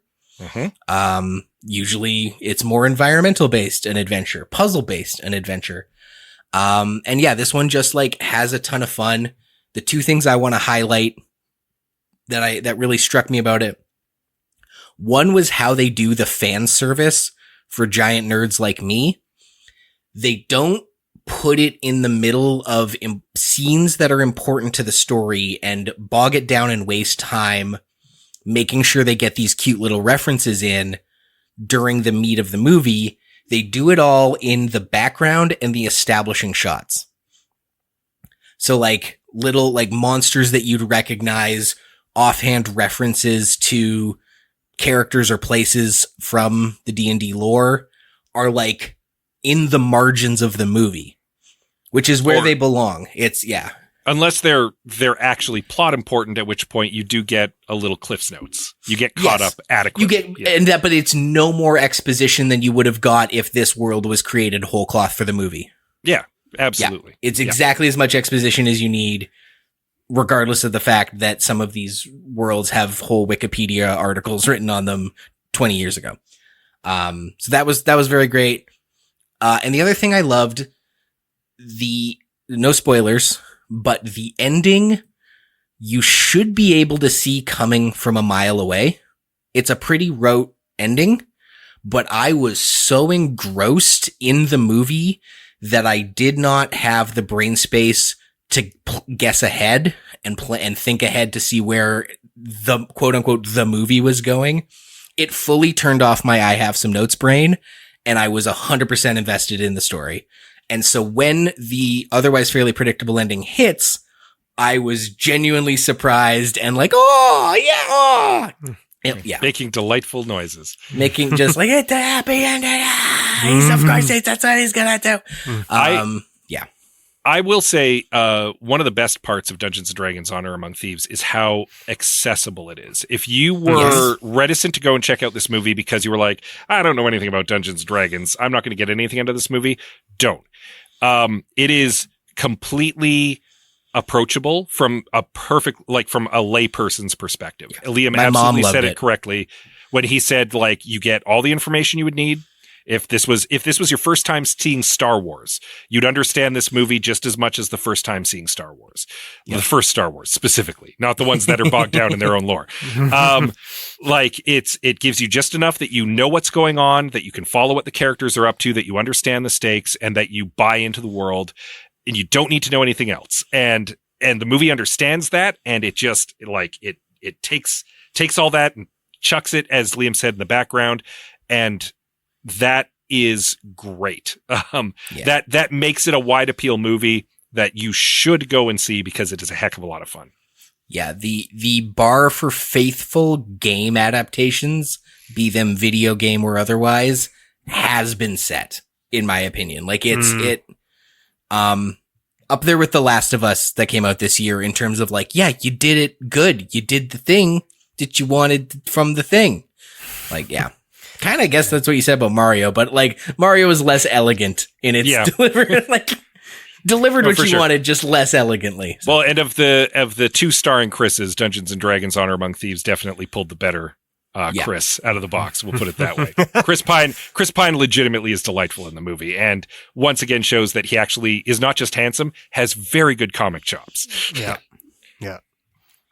Yeah, I can definitely speak to the accessibility of it because I do know nothing about Dungeons and Dragons, and I had a wonderful time. It's a hilarious movie. It's fun in a way that we haven't got with like an adventure blockbuster in a very long time. So yeah, it was definitely a breath of fresh air and finished very high on my list of best of the year.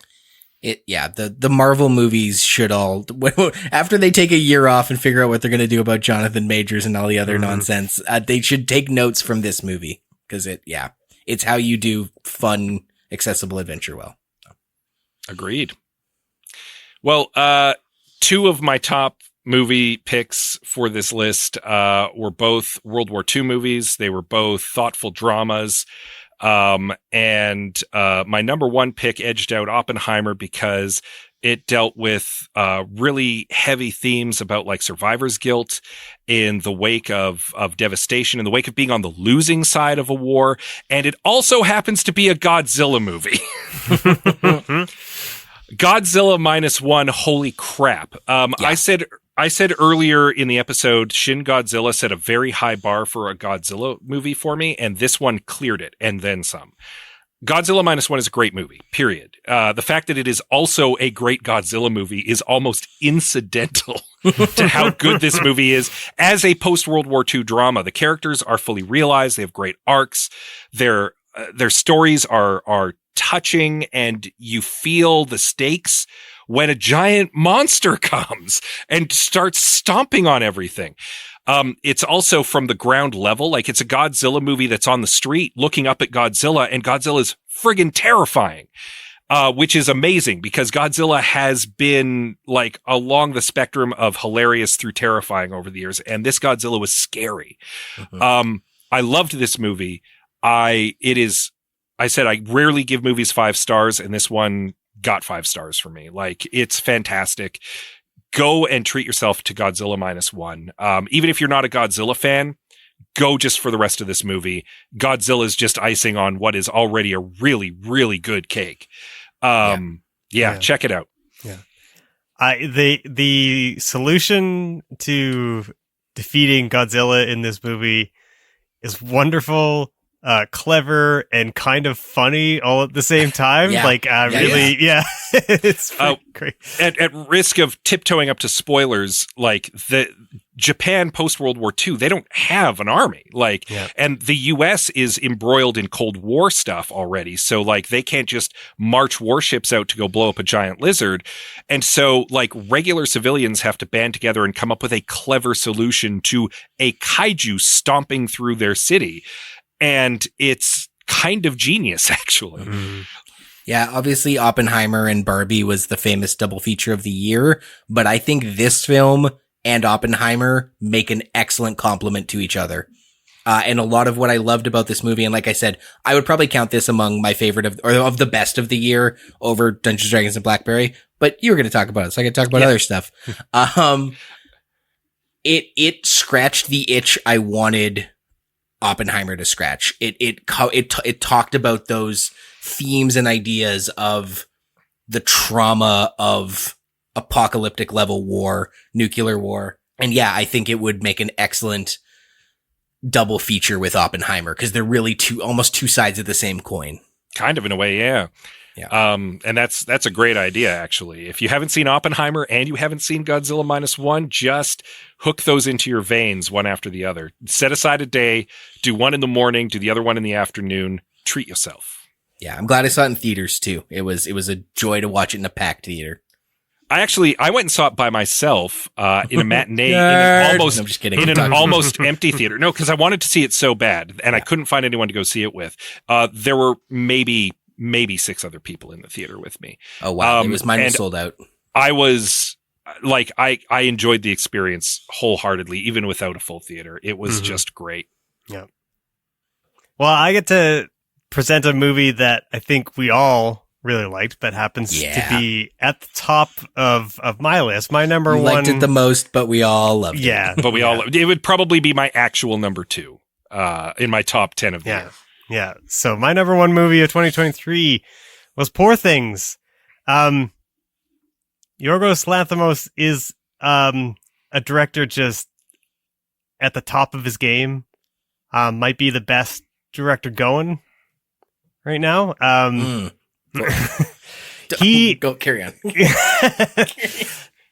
It's funny because this movie might not necessarily be the movie that I enjoyed the most this year, but when I sat down to write my Letterboxd review for it, the more I wrote about it, the more I realized, I can't put another movie on top of it. It's just artistically kind of a perfect movie for me. Yeah. Like it's gorgeous for one thing, and it's kind of like that fun, like ugly gorgeous. Yeah. And which is great. I love all the really interesting lens choices that Lanthimos is making. Particularly sort of like that pinhole view that he uses every once in a while that just sort of like suffocates the scene in this like round vignette. And it's all like visually he's telling the story extremely visually while also having like a great, script to go along with everything. But like through the use of lens choices and things like that, you get to see, Emma Stone's character go from someone who is quite childlike, not understanding the world.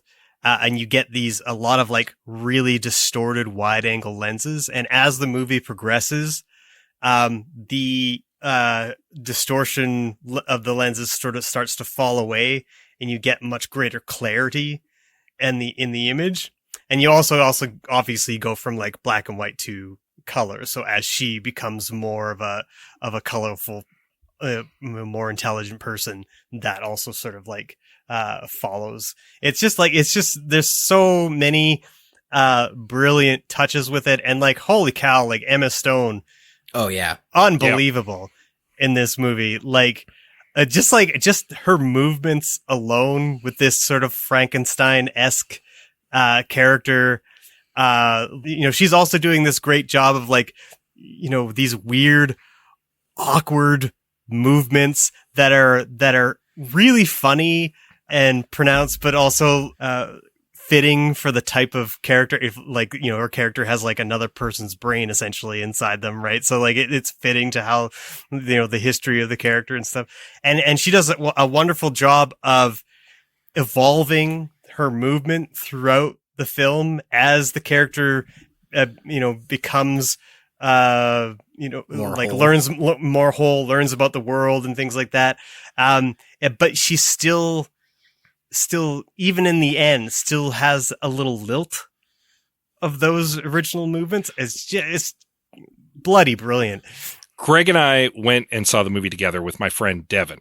And while we were leaving, Greg had gone on ahead because he was parked elsewhere, and I was driving Devin home. And Devin was like, I cannot imagine how they could have filmed this movie out of order because of Emma Stone's performance, because there's such a gradient to her character's evolution. Yes. Both in her physicality and her personality and her mode of speech, that he can't imagine having filmed a middle part of the movie first and then going back to an earlier part. Like it blew his mind that might have been how they filmed this movie. Cause he was like, if they did that, that's a testament to her acting skill there. Yeah. Like And from a technical perspective. A lot of the aesthetics follow her arc. Like the music the soundtrack is amazing. Yeah. The music at the beginning is like discordant and ugly and choppy and sour, and it's got more of a traditional movie score by the end of it. Like it's like the everything movie in this movie matures as it matures goes. along with her. Yeah. Yes. Yeah. Absolutely. And it's so fun watching how destructive this woman with agency and ambition and no conception about the social norms that exist in this like pseudo Victorian world, just how utterly destructive she is to the men around her is so wonderful and hilarious. It's so good. It's so good. So good. Yeah. The ugly beauty of it is totally my jam. I love when things are just like deliberately nasty. I've talked about the Greasy Strangler a million times. Yep. Just like this like purposeful ugliness that creates its own beauty. I adore. I am going to take a moment here though. I just want us and the audience to reflect on something. Whenever I see a movie that I really, really like, I like to go read 1-star reviews of it, just to see what people get wrong. Everything Everywhere All at Once last year, I was like baffled reading 1-star reviews for Everything Everywhere All at Once. I also do the opposite. I had a great time laughing at all the 5-star reviews of Rebel Moon. But when I went and I love this film. Amanda loved this film. Most people I have talked to and seen and read about have loved this film. But when I went and read the 1-star reviews for this movie, the criticisms levied against it, I thought were valid and worth commenting on, especially because we are 3 dudes talking about it. It was a movie written and directed by a dude based on a book written by a dude. And yet it is about female empowerment and womanhood and agency, feminism. And I'm not going to be the one to articulate this, but I guess I would just encourage folks to maybe go and look at some 1-star reviews, or highly critical, reviews of this film, because like the performances, Mark Ruffalo, undeniable. You got to celebrate it. He did not do a bad job. No one can say that. Emma Stone, same deal. Yep. The aesthetics, the costumes, the design, everything. Its themes on feminism, there are valid criticisms to make of it. And if it doesn't hit for some people, that I think is valid and okay in a way that like maybe other movies, it's like, no, you just got it wrong. You just didn't understand everything all at once and you're a dumb idiot. it brushes against the manic pixie dream girl trope a little bit in a way that it definitely I think I was aware of it. It made me feel slightly uncomfortable. I could get around it a little bit. But yeah, I think that's true of just about any piece of media, is that there's always valid criticisms to be made, and I think it's always important. I guess to, in this like, one, I'm just maybe more so. Sure, yeah, and that may be the case for how much praise it's also getting in relation to. And don't get me wrong, like I'm not trying to defend this movie in any particular way. What I'm saying is, it's important to not have a knee-jerk reaction to those types of criticisms. Yes, even if you really like the movie, when someone has a thoughtful opinion that may run counter to yours, it's important to, at the very least, listen to it. Sure, if you want to disagree, but try to understand where that person is coming from, especially if it's coming from someone who has, obviously a completely different perspective than you, and like, if they're the opposite gender or whatever, or they're minority and all that kind of stuff. Right? I think the crux of what I had read was a lot of her growth is in relation to her relationship with men and their perception of her.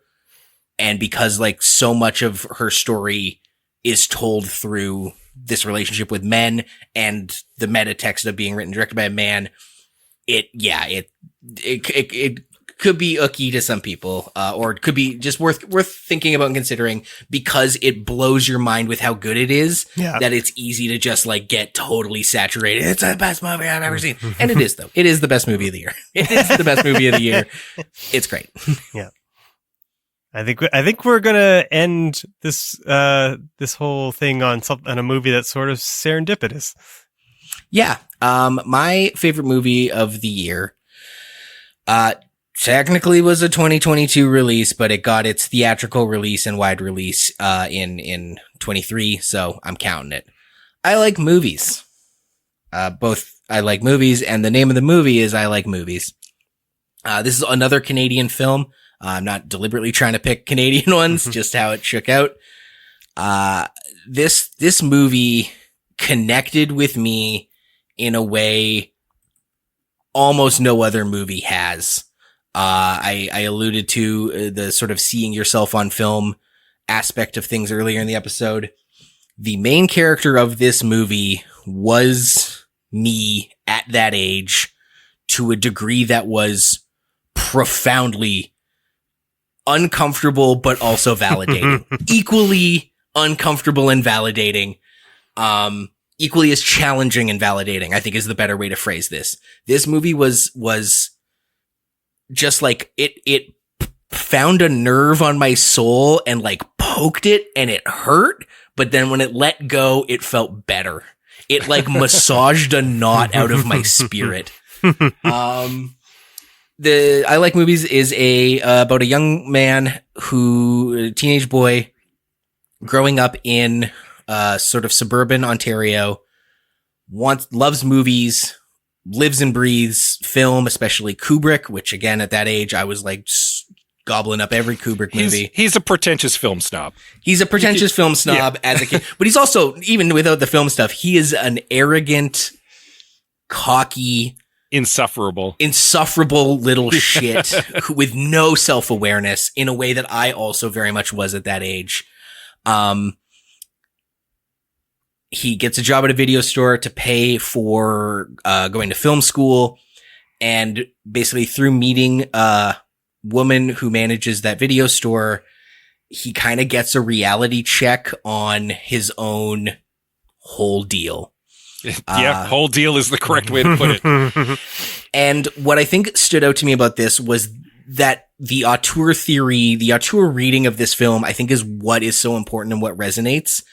If this was written by a man, it would be kind of just another like Kevin Smith wannabe talking about how much he loves movies, and like it had like early Kevin Smith vibes if you thought it was written by a dude, which I did for the first 20 minutes. And then when I realized it was written by a woman, and as the story progresses, holy shit. The woman, Chandler Levesque, who wrote and directed this movie, it is autobiographical in the sense that she was also a diehard film nerd who grew up it's also set in the early 2000s. That's an important, I guess, set in a video store. You can infer that. Was a diehard film buff in her youth. And so that part of it is autobiographical. But I read a bunch of interviews afterwards, talking about why she chose to have the main character be a male instead of, a self-insert, a woman.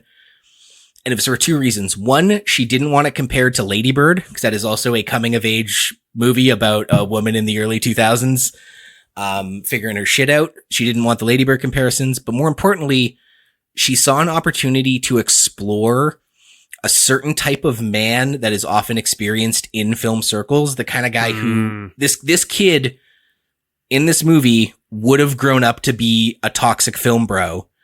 And Chandler Levesque sets out to give that kid empathy and a hug, but also a reality check and a stern talking to. And I found a quote from her talking to hang on, I got it here. This is the Alliance of Women Film Journalists. It's an interview she gave. I'm just going to read the quote because it really sums it up better than I could. I remember someone saying to me, "We've had enough of that. Make it a girl." I think it's actually really interesting to hold young men accountable in a culture and create something that initially feels kind of like a trope, sort of film bro. That's what I was saying about Kevin Smith. But then also unpack that and treat him maybe with a level of empathy and consideration and more of an emotional journey than even a man who would make this story about himself could do or would do. And I think that's why it hit me so hard. It just I would have valued so much from a character like Alana or a woman like Chandler Levesque pulling me aside, being like, dude, I get it. It's hard. I get what you're going through, but also check yourself, dude. You're an insufferable little shit. Like I said, equally validating and challenging. That just really touched my soul. I'd like to think I've learned the lessons that this kid learns over the course of the movie throughout my life, like throughout my 20s. Definitely getting into comedy helped that. I'm so grateful for all of the women and non-binary people I get to call friends. Been on this pod, Glenna Showalter, Lena Anderson, all of the people I do the Dungeons & Dragons improv with, my partner Amanda, even ex-girlfriends who I'm mad at, but had some good points. I think I've got there. I don't think I'm a toxic film bro. I think I've learned a lot.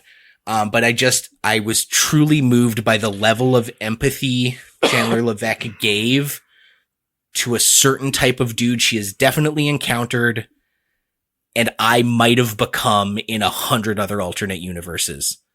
And for that alone, this movie is going to stay with me for a very long time. Yeah. I think we all liked this movie. I think we all watched it. Yep. I think we all saw ourselves reflected in one way or another, and that's partly because we all have that lived experience of having worked in a video store in Canada as well. I think that definitely helps with some of the relatability. One of the things that I found charming about this movie is that it's very much a Canadian movie. It's a very Canadian film, and it's very much on a budget because it is set in 2001, but it doesn't have the money to disguise that it's being filmed today.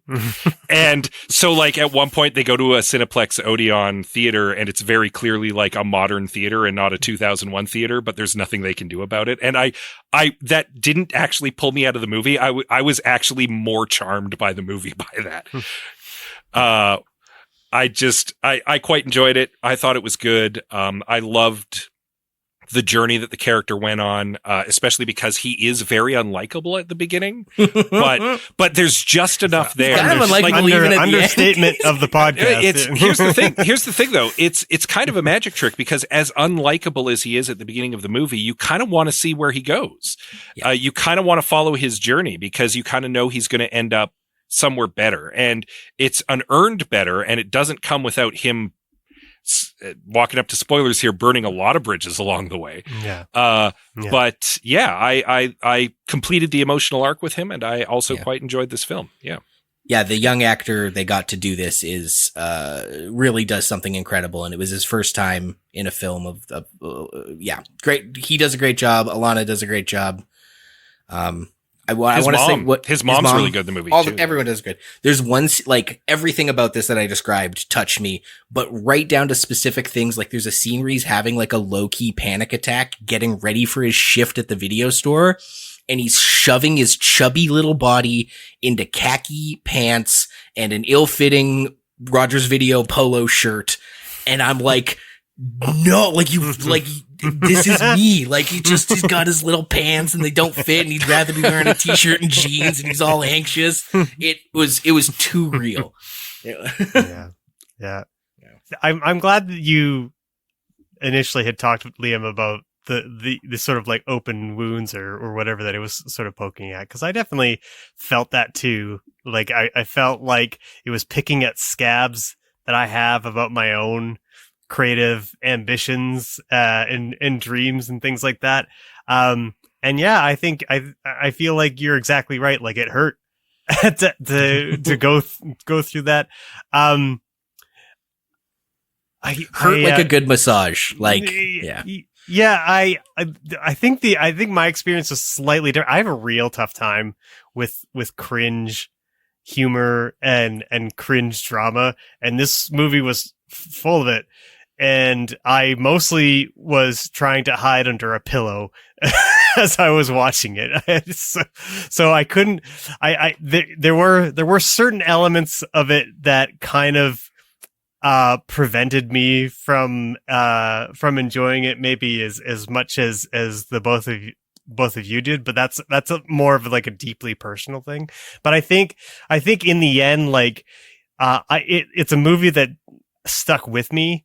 I was thinking about it quite a bit after I had watched it, and I actually think that it actually ended in a lesson that I feel like I definitely need to apply in my own life a lot more often. Yeah. And I appreciate any movie that puts that right in front of my face sometimes, even if it's hard to listen to. At one point in the film, the main character literally says, your film moved me, and that is the highest compliment that I can pay. Yeah. That might not be the exact quote, but it's pretty close. And I think it's safe to say that this film it resonated with all of us emotionally, even if not identically. Yeah. I like what Greg said about that reminder today. I talked a lot about, like, oh, this would have been great for me to hear as a youth. It's great to see this kid get this empathy and attention and reality check as a youth, but it is also a good reminder as an adult. And it is a good reminder for any dude in film circles, dude in art circles, to just, like, hey, remember, your way is not the only way to do things. Yeah. It's incredible. Hell yeah. That was what a great year in movie, guys. Thank you for all the recommendations. Yeah. Yeah, it's fun. Yeah, we just talked for a very long time about a lot of films. And of course, you had a great year in movies as well. Thank you to everyone who commented with their best of the year. We appreciate our listeners participating with us, and we love to hear what resonated with you this year. So we're going to go through some of the exciting comments here as well. Herman from the Modern Manhood podcast gave us a nice 1, 2, 3, 4, 5, 6, 7 list. Weird number, but we like it. Lucky number 7. 1 for Herman was Oppenheimer. Past Lives. I saw Past Lives. I liked it. I haven't seen that one. Didn't love it. It was good. It was a good one, but didn't move me. Yeah, it didn't hit me the same way it seems to for a lot of other people. But it was it was good. Just not good enough to make my best of the year. Yeah. Number 3 for Herman was Across the Spider-Verse. Number 4 was Bottoms. Bottoms definitely was very good. Very good. One of the better straight across the plate comedies of the year. I have not seen it yet, but it is on my get to list. Yeah, it's an interesting one because there's not a lot of, like, jokey jokes the way you think of, like, a comedy like this, like a mid-2000s Apatow kind of comedy. It's more just that all the characters are weird and the scenario is weird and the world they live in is kind of weird. And that is what makes it so funny is it's just like everything about it is funny, but there's not like quotable lines or like big memorable moments or gags. Does that make sense? Yeah, it's absurd. Yeah. Yeah. Herman continues, Bo is afraid. Do you guys see that one? The length scared me off a little bit. I do want to see it. Yeah, the length, this and Killers of the Flower Moon kind of, I was like, I don't know. I could watch 2 movies in the time it takes to watch Bo is Afraid. So, number 6 for Herman was The Killer. Nice to see some love there. Yep, that was a good one. Enjoyed that. And 7, Iron Claw. Yeah, that one came in right on the wire for the year. I haven't had a chance to get out to see it yet, but I've had some friends who went and saw it, and they really liked it. And they're big wrestling fans. It is a movie. It is a biopic about a wrestling family, and they were like, you know what?